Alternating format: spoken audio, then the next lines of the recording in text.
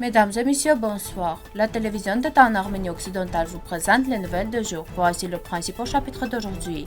Le 29 novembre 1967 a eu lieu la cérémonie d'ouverture du monument dédié aux victimes du génocide des Arméniens.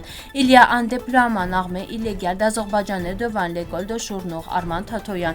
Nous verrons bientôt les résultats de la coopération avec l'Inde. Vice-ministre des Affaires étrangères de la République d'Arménie, Manatsakan Safarian.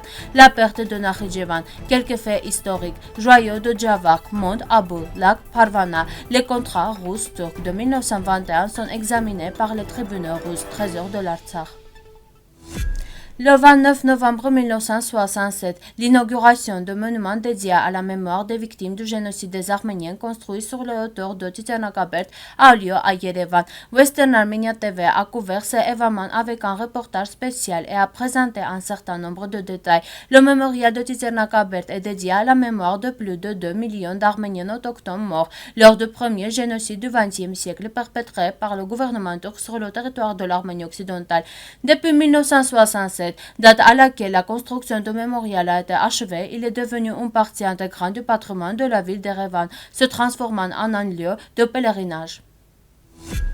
Juste en face de l'école du village Şurnur de Goris, Sunik, Mars, il y a un déploiement armé illégal d'Azerbaïdjanais où un Svatan a écrit en grosses lettres. Armand Tatoyan, ancien député de la République d'Arménie, chef de la fondation Tatoyan, a écrit à ce sujet sur sa page Facebook. Un Svatan est l'un des slogans nationalistes turcs fondamentaux qui signifie en avant la patrie. Ce slogan est directement lié au panturquisme, situé juste en face de l'école de Şurnur. Cette position est constamment occupée par des forces armées qui surveillent l'école et les enfants. Cette position armée dispose également de caméras qui surveillent également les mouvements des personnes. Maintenant, la question est, qu'est-ce que ce slogan nationaliste a à voir avec, sans parler du déploiement illégal de l'armée azerbaïdjanaise juste devant l'école de Şurnur? Il est clair que même les enfants sont ciblés. Il essaie d'intimider et de faire pression sur nos enfants. Évidemment, cela a été fait pour montrer l'agression envers la population civile. Les installations armées azerbaïdjanaises doivent être retirées non seulement des territoires envahis par la République d'Arménie, mais aussi des villages de la République d'Arménie et des routes entre les communautés, a écrit Tatoyan. L'Arménie occidentale condamne les actions scandaleuses de l'Azerbaïdjan, exhortant la communauté internationale et en particulier les structures et organisations internationales chargées de la protection des droits de l'enfant à garder cette affaire sous leur attention particulière. Considérant que la mission d'observation de l'Union européenne se trouve également en République d'Arménie, nous conseillons à nos collègues arméniens de leur présenter également ce fait, qui est également considéré comme une provocation par l'Azerbaïdjan occupant. L'Arménie peut vraiment profiter des progrès rapides de l'Inde pour augmenter sa capacité de défense et développer son économie. Arménie-Inde. Le vice-ministre des Affaires étrangères de la République d'Arménie, Manatsakan Safarian, a déclaré dans son discours lors de la première conférence internationale intitulée « De nouvelles stimulations des relations millénaires ». Récemment, un travail actif a été fait dans le secteur de la défense des deux pays, dans les domaines du transport et de communication internationale, du tourisme et d'autres domaines, a déclaré Safarian. Selon le vice-ministre, l'Arménie possède un riche patrimoine culturel en Inde que le gouvernement local préserve avec soin. Prochainement, vous serez témoin des résultats des travaux menés dans plusieurs directions dans le domaine du commerce, de la défense, de la communication. Au cours des 6 derniers mois, d'importantes réunions ont eu lieu dont on verra les résultats et l'année prochaine sera consacrée à un travail de terrain intensif en direction des départements, a déclaré Safarian. L'Arménie occidentale évalue positivement la coopération nouvelle et efficace formée en République d'Arménie qui pourrait contribuer au règlement des problèmes de défense et de sécurité des frontières.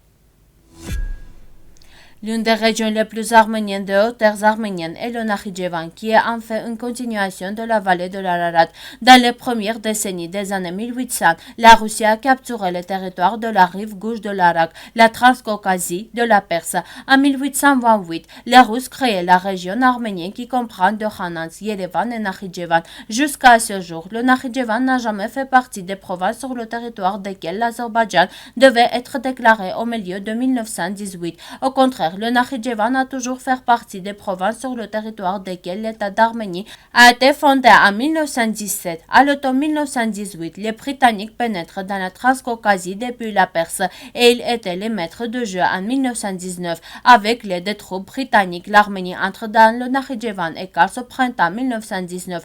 Malgré l'armistice, l'Arménie n'a pu tenir le Nakhichevan que pendant 2 mois. Déjà en juillet, sous les attaques turco-tatares, une partie de l'armée arménienne établie au Nakhichevan a été détruite. L'autre partie a réussi à se retirer à Charour et a été sauvée. En décembre 1919, un massacre d'Arméniens a eu lieu au Nakhichevan, principalement à Agoulis. Ainsi, Gortan et Nakhichevan lui-même passèrent sous la domination turco-tatare et Charour reste une partie de l'Arménie jusqu'à l'automne 1920.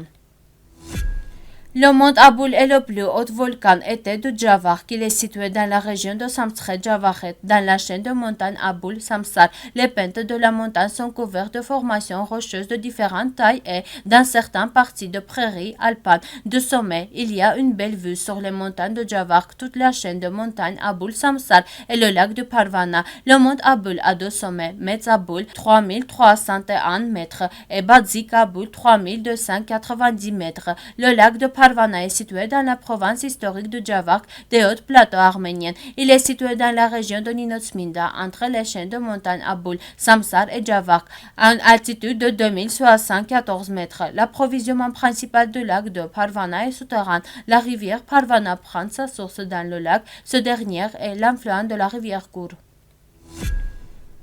Le journal électronique néerlandakan Oragir a rapporté plus tôt que la branche régionale de Kemerovo de l'organisation non gouvernementale Pan-Russie, Union des Arméniens de Russie, représentée par son président, le citoyen russe Georgi Antonov, avait envoyé une lettre d'appel au président de la Fédération de Russie, M. Vladimir Poutine, président du Conseil de la Fédération de l'Assemblée fédérale Matvienko, président de la Douma d'État de la Fédération de Russie Volodine, en 1921, sur l'annulation des accords de Moscou de 16 mars et des accords de Kars du 13 octobre 1921. 1921 était joint à la demande texte en circulation des traités de Moscou et de Kars, autre document pertinent pour la Russie. L'intégralité de l'article est disponible sur notre site web.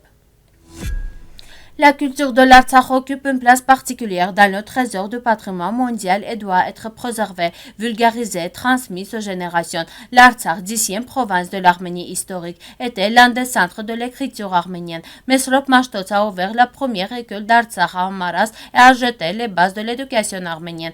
À partir du 11e à 12e siècle, parallèlement à l'essor de la construction d'églises, l'art et de l'écriture et la bibliographie se développent également. Des centres d'écriture se créent avec leur bibliothèque et leur riche collection de manuscrits. Dans la seconde moitié du XVIIIe siècle, la composition arménienne s'est développée comme une amélioration de l'écriture. L'école artsakhitique se distingue par ses principes originaux de conception et de décoration des revêtements en cuir, expression des constitutions.